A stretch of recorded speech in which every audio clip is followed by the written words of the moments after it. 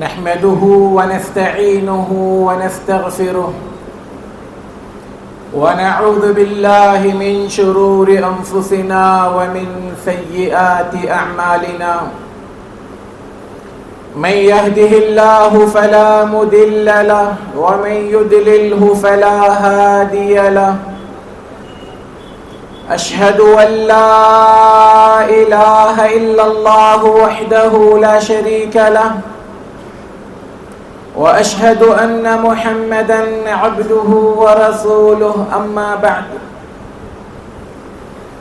فإن خير الكلام كلام الله وخير الهدي هدي محمد صلى الله عليه وسلم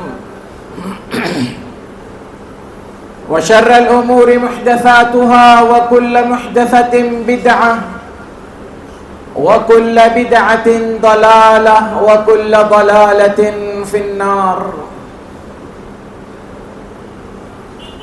بزرگان محترم، نوجوانان اسلام، عزیز بچوں،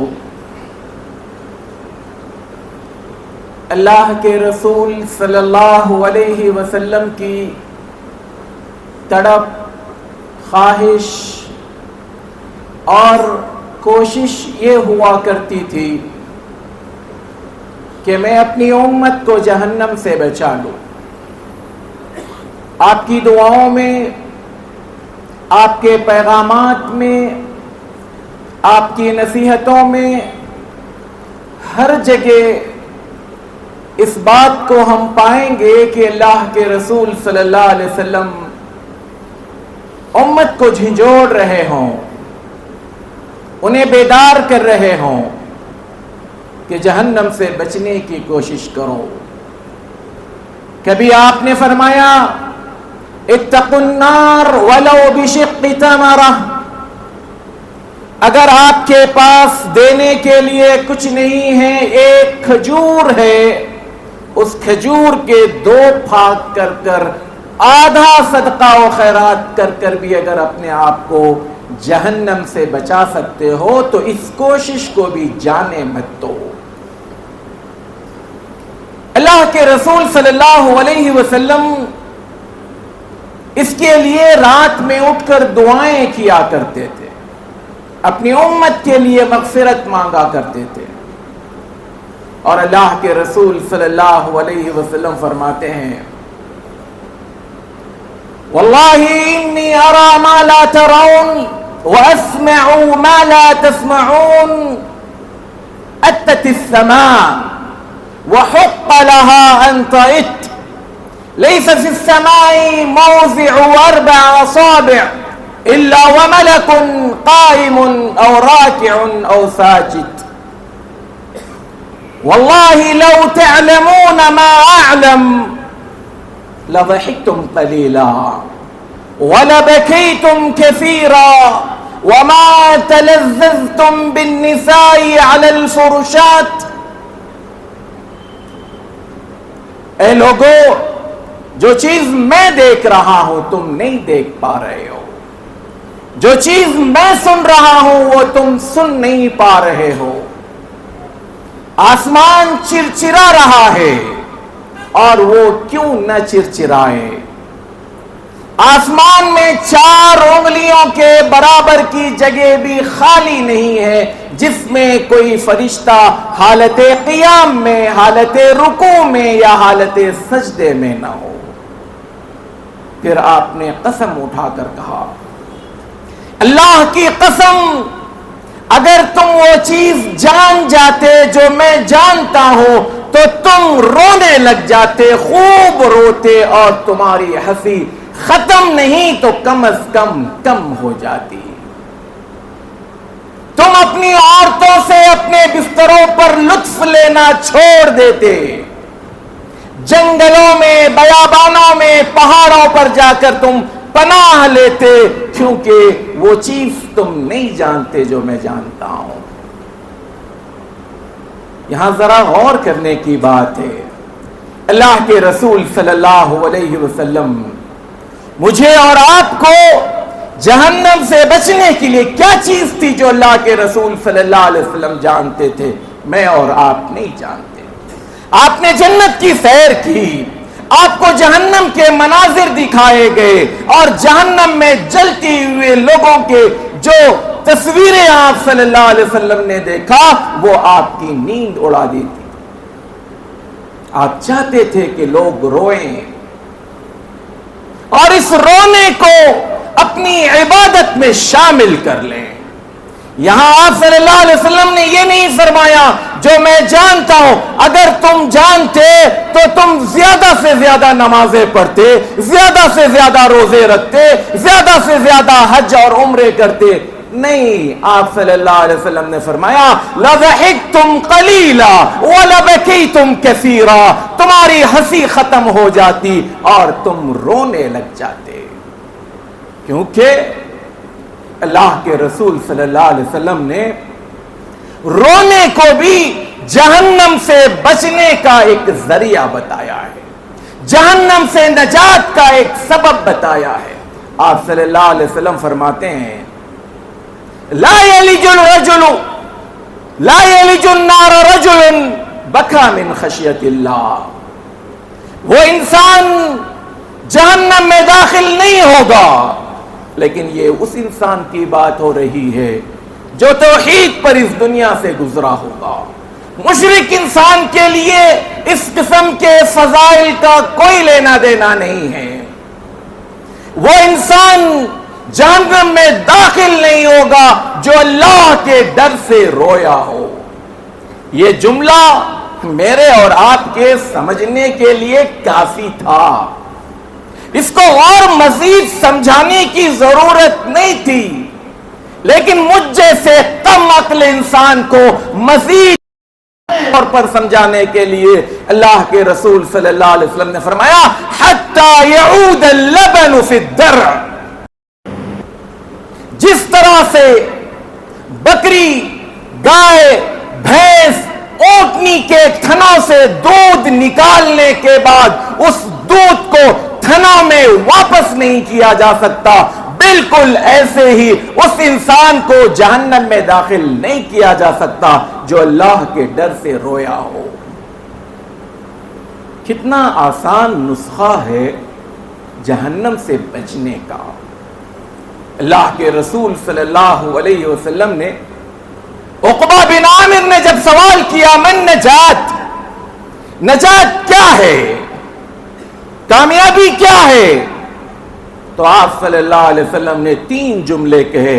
اس سے پہلے ہم نے خطبے میں اس پر بڑی تفصیل سے بات کر چکے ہیں. اس میں ایک جملہ یہ فرمایا ابکی علی خطیئتک, اپنے گناہوں پر رو,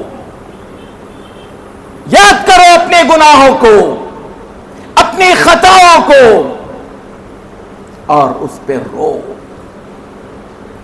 آج یہ رونا شاید ہو سکتا ہے دنیا کی دولت کا کچھ حصہ ہمارے ہاتھ سے چھن جائے تو ہماری آنکھیں زار و قطار بہنے لگ جاتی ہیں, کوئی مر جائے تو ہماری آنکھیں رونے لگ جاتی ہے, کوئی ناکام ہو جائے تو ہماری آنکھیں آنسو بہانے لگتی ہے, کوئی محبت میں ناکام ہو جائے تب بھی شاید ہو سکتا ہے اس کی آنکھیں بھر آئے.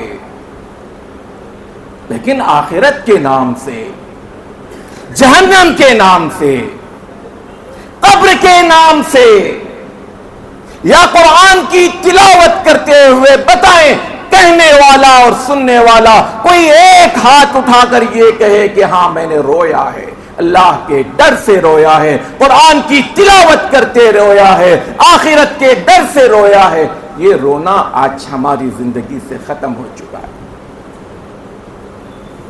اللہ کے رسول صلی اللہ علیہ وسلم جیسا انسان جس کی عظمت پر لاکھوں گھنٹوں بھی اگر کوئی کہے تو شاید بات ادھوری رہے, لیکن وہ انسان قرآن کی ایک آیت پر ایسا رونے لگتا. صحابہ کہتے ہیں جیسے ہانڈی میں اگر پانی ابل رہا ہو تو اس پانی کے ابلنے کی طرح جو آواز آتی ہے اللہ کے رسول صلی اللہ علیہ وسلم کے دل سے, آپ کے سینے سے ایسی آواز آنے لگتی. ایک مرتبہ آپ صلی اللہ علیہ وسلم نے عبداللہ بن مسعود رضی اللہ تعالیٰ عنہ سے کہا اقرأ علی، اے عبداللہ قرآن پڑھ کر سناؤ۔ آپ نے فرمایا اقرأ علیک وعلیک انزل، ہے اللہ کے رسول صلی اللہ علیہ وسلم یہ قرآن تو آپ پر نازل ہوا ہے، کیا میں آپ کو قرآن پڑھ کر سناؤں؟ کہا کہ ہاں۔ کہا اريد ان اسمع من غیری، میں چاہتا ہوں کہ یہ قرآن میں کسی اور سے بھی سنوں۔ عبداللہ بن مسعود رضی اللہ تعالی عنہ سورہ نساء کی کچھ آیتیں پڑھنے لگ جاتے ہیں۔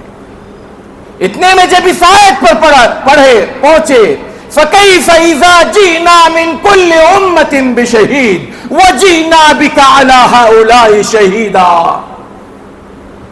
آپ نے کہا حسبک، عبداللہ رک جاؤ، بس کرو۔ عبداللہ کہتے ہیں میں رک گیا، میں اپنی آنکھیں اٹھا کر دیکھا اللہ کے رسول صلی اللہ علیہ وسلم کی آنکھیں زار و قطار رو رہی ہے اور آنسوؤں کے قطرے آپ کے داڑھی کو بھگا چکے ہیں۔ ایک آیت نبی کو رلا دیتی ہے، پورا قرآن ہمارے آنکھوں سے ایک قطرہ نہیں نکالتا، حالانکہ قرآن وہی ہے۔ حضرت ابو بکر رضی اللہ تعالیٰ عنہ کے بارے میں جب اللہ کے رسول صلی اللہ علیہ وسلم کے آخری لمحات بلکہ آخری 3 دن باقی ہیں، بے ہوشی پر بے ہوشی طاری ہو رہی ہے، تو آپ صلی اللہ علیہ وسلم نے 3 مرتبہ بے ہوشی سے ہوش میں آنے کے بعد جب دیکھا کہ اٹھنے کی طاقت سکت صلاحیت نہیں ہے تو فرمایا مروا ابا بکر فلیصلی بالناس، جاؤ لوگوں ابو بکر سے کہو کہ وہ لوگوں کی نماز پڑھائیں۔ بیٹی نے کہا اے اللہ کے رسول صلی اللہ علیہ وسلم میرا باپ آپ کے اس مقام پر کھڑے رہ کر شاید برداشت نہ کرے، وہ جب قرآن پڑھنے لگ جاتے ہیں تو بے قابو ہو جاتے ہیں، رونے لگ جاتے ہیں، رونا ان پر غالب آ جاتا ہے، آپ میرے والد ابو بکر کے بجائے کسی اور کو کہیں۔ یہ ابو بکر کے رونے کی گواہی ان کی بیٹی ام المؤمنین عائشہ رضی اللہ تعالی عنہا دے رہی ہے۔ عمر بن الخطاب رضی اللہ تعالی عنہ، سیرت کی کتابوں میں آپ اٹھا کر دیکھیں، لکھا ہے کان علی خد عمر خطانی اسودانی من شدت البکاء، کہ عمر بن الخطاب کے دونوں گالوں پر آنکھ سے لے کر نیچے تک کثرت سے آنسو بہنے کی وجہ سے 2 کالی دھاریاں، 2 کالے نشان پڑ چکے تھے۔ اس قدر عمر جیسا ایک جبار، ایک مضبوط انسان رویا کرتا تھا۔ عمر بن الخطاب رضی اللہ تعالی عنہ کے کئی واقعات اس حوالے سے ہیں۔ عثمان ابن عفان رضی اللہ تعالیٰ عنہ کے حوالے سے ابھی کچھ عرصہ پہلے ہم نے سنا، جب کبھی قبر دیکھتے تو اس کو دیکھ کر بچوں کی طرح بل بلا کر دھاڑے مار کر رونے لگتے، کہتے کہ اے انسان تیرے آخرت کی منزل یہاں سے شروع ہوتی ہے۔ آج ہمارا حال یہ ہے، قبر کو دیکھ کر ذوالنورین رویا کرتا تھا، جس کے بارے میں اللہ کے رسول صلی اللہ علیہ وسلم نے غزوہ تبوک کے موقع پر فرمایا تھا ما ضر عثمان ما عمل بعد اليوم، آج کے بعد اے عثمان تم کوئی نیکی نہ کرو تب بھی جنت تمہارے نام ہے۔ اس کے باوجود عثمان کا یہ رونا تھا کہ حضرت عثمان رضی اللہ تعالی عنہ بچوں کی طرح روتے۔ آج ہمارا حال دیکھیں، قبرستان میں کھڑے رہ کر ہم کامیڈی چیزیں دیکھتے ہیں، مزاحیہ چیزیں دیکھتے ہیں، ہماری ہنسی رکتی نہیں ہے، ہماری ہنسی ختم نہیں ہوتی ہے، قبرستان میں بھی ہماری بے غیرتی نظر آنے لگتی ہے۔ کس قدر ڈھیل، کس قدر سنگین دل ہمارے ہو چکے ہیں۔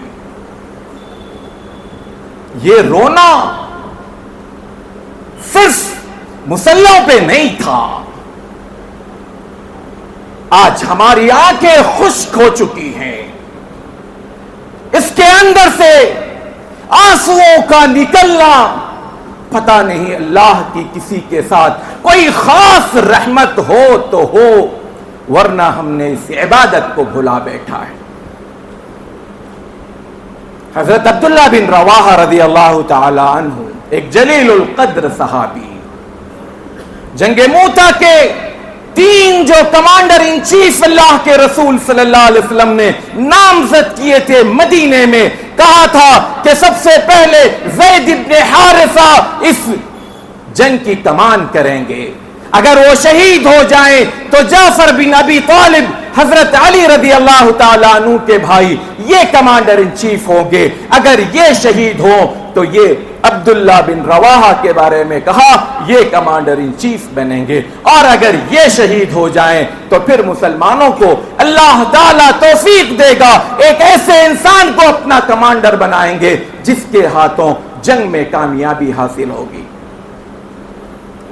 ان عبداللہ بن رواحہ کے بارے میں آتا ہے, ایک رات بستر پر ہیں, اچانک رونے لگ جاتے ہیں, اس قدر رونے لگتے ہیں.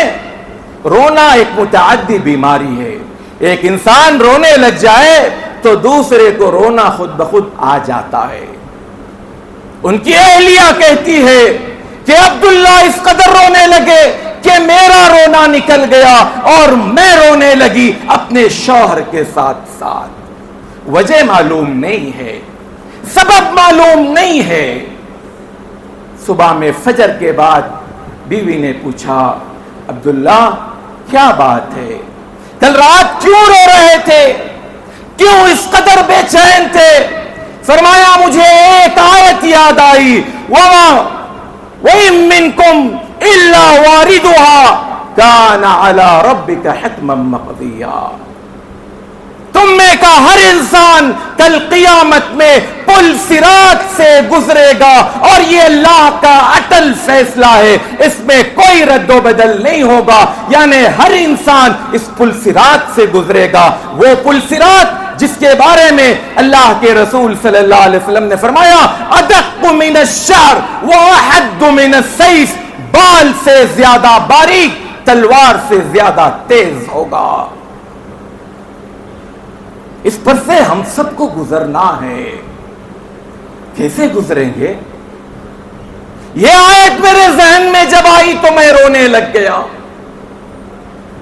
یہ عبداللہ بن رواحہ, ایک آیت انہیں بستر سے اٹھا دیتی ہے, ان کا چین ختم ہو جاتا ہے, نیند حرام ہو جاتی ہے, اور ہمارا حال سوتے سوتے دم تک, ہم آخری لمحات تک بھی وہ چیزوں میں ہم مشغول ہوتے ہیں جس کا ایک ٹکے کا کوئی نہ دنیا کا فائدہ ہے نہ آخرت کا فائدہ. آئے امت کے ایک محدث کی بات کرتے ہیں, ابو ہریرہ رضی اللہ تعالی عنہ, جنہوں نے امت پر اتنا بڑا احسان کیا کہ اللہ کے رسول صلی اللہ علیہ وسلم کی ہزاروں احادیث امت کے حوالے کی. اس طرف کسی اور صحابی کا زیادہ دھیان نہیں گیا. سب یا تو جہاد میں بزی تھے یا پھر اپنے اپنے تعلیمی چیزوں میں, تجارتوں میں الگ الگ انداز میں بزی تھے. لیکن ابو ہریرہ رضی اللہ تعالی عنہ نے اللہ کے رسول صلی اللہ علیہ وسلم کی مجلسوں کو لازم پکڑ کر اتنا علم حاصل کیا کہ آج ابو ہریرہ رضی اللہ تعالی عنہ پر اب تک میں سمجھتا ہوں شاید ہزاروں لوگوں نے پی ایچ ڈیاں کر رکھی ہیں. جب ان کا آخری وقت آیا, موت ان کے قریب تھی, مرض الموت میں تھے, تو رونے لگ گئے. اور ان کا رونا بڑا عجیب تھا. لوگوں نے کہا یا ابا ہریرہ الا ما تبکی, کس چیز پر رو رہے ہو, اتنا بڑا شرف حاصل ہے تمہیں, امت پر اتنا بڑا احسان کیا ہے تم نے, تمہارے نام اعمال میں کیسے کیسے احادیث موجود ہیں. فرمایا انی لا ابکی علی دنیاکم ہذہ، میں تمہاری اس دنیا پر نہیں رو رہا ہوں، مجھے ڈر نہیں ہے کہ میں کیا چھوڑ کر جا رہا ہوں، بیوی بچوں کو چھوڑ کر جا رہا ہوں یا دنیا چھوڑ کر جا رہا ہوں، بلکہ فرمایا انی علی ابکی، انی ابکی علی بعد سفری وقلت زادی. یہاں سے میری آخرت کا سفر شروع ہوتا ہے. سفر بڑا لمبا ہے، بڑا کٹھن ہے، بڑا سنگین ہے، اور میرے پاس زاد راہ کچھ نہیں ہے، توشہ نہیں ہے، آخرت کا کوئی سامان نہیں ہے. جنت تک پہنچنے کے لیے جو چیزیں مطلوب تھی، جو چیزوں کی ڈیمانڈ کی گئی تھی، میرے پاس نہیں ہے. اگر ابو ہریرہ کو یہ احساس ہے تو ہم جیسے لوگوں کو کیا احساس ہونا چاہیے؟ برادران اسلام، یہ رونا جس کو میں اور آپ بھلا بیٹھے ہیں، اس کی فضیلت کہ کچھ احادیث آپ نے شروع میں سنی، آئیں ایک حدیث اور سنتے ہیں.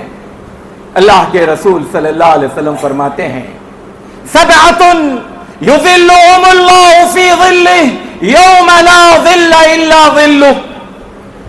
کل قیامت میں 7 قسم کے لوگوں کو اللہ تبارک و تعالی اپنے عرش کے نیچے سایہ دے گا، جگہ دے گا، پناہ دے گا.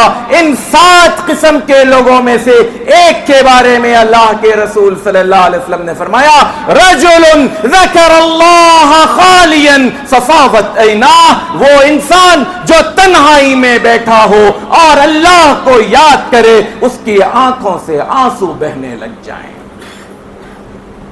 نسخہ کتنا آسان ہے، عمل کتنا مختصر ہے. کوئی وزن ڈھونے کی ضرورت نہیں ہے، کوئی کھڈے کھودنے کی ضرورت نہیں ہے، پہاڑ توڑنے کی ضرورت نہیں ہے. تنہائی چاہیے، اکیلا پن چاہیے، اللہ کا خوف، اس کا ڈر، اس کی عظمت، اس کی کبریائی ہمارے اندر طاری ہونی چاہیے، جو کہ نہیں ہے. چلتے دل اپنے سے کچھ آنسوؤں کو نکال کر آنکھوں کے ذریعے باہر کر دے. یہ 4 قطرے اللہ کے رسول صلی اللہ علیہ وسلم کی پہلی حدیث کہ وہ انسان جہنم میں داخل نہیں ہوگا. کیا مجھے اور آپ کو اس بات کی توفیق ہوگی کبھی ہم اس بھولی ہوئی عبادت کو، سلف کی بات ہم کرتے ہیں، منہج سلف کی بات ہم کرتے ہیں، لیکن عبادت کے معاملات میں یا پھر اس طرح کی چیزوں میں ہم کھوکھلے ہیں، صرف زبانی جمع خرچیاں ہمارے پاس ہوتی ہیں.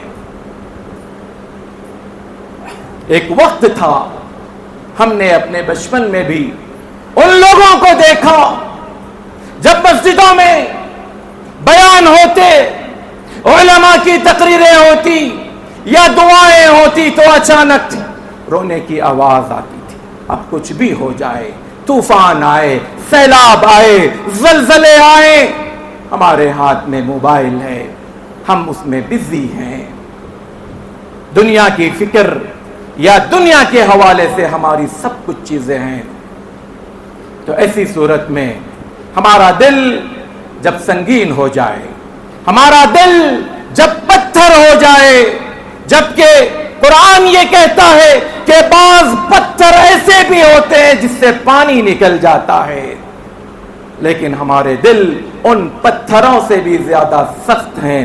ان دلوں کو نرم کرنے کی ضرورت ہے، ان دلوں کو آمادہ کرنے کی ضرورت ہے کہ وہ ہمیں ہماری جہنم سے نجات کے لیے وہ ہمارا سپورٹ کرے، ہماری مدد کرے رونے میں، رب کے سامنے بیٹھ کر گڑ گڑانے میں، تاکہ ہم اپنی آخرت کا وہ توشہ اپنے ساتھ رکھیں جس میں اللہ کے رسول صلی اللہ علیہ وسلم کی یہ تمام تر احادیث میں اس بات کی خوشخبری دیتی ہے کہ ہم عرش کے نیچے جگہ بھی پائیں گے، جہنم سے نجات بھی پائیں گے۔ اللہ تبارک و تعالی مجھے اور آپ کو کہنے اور سننے سے زیادہ عمل کی توفیق عطا فرمائیں، اور جو کچھ اللہ کے رسول صلی اللہ علیہ وسلم اور سلف صالحین کے حوالے سے ہمارے سامنے عمل کی باتیں آتی ہیں، اللہ ہمیں توفیق دے کہ ہم عمل کی دنیا میں اتریں، عمل کر کر اپنے آپ کو ایک کامیاب بنائیں، ایک کامیاب انسان، ایک کامیاب مومن اور ایک کامیاب ایسا انسان جو اللہ کے رسول صلی اللہ علیہ وسلم کے امتی ہونے کا دعویٰ کرتا ہے۔ آمین۔ اقول قولی ھذا واستغفر اللہ لی ولکم ولسائر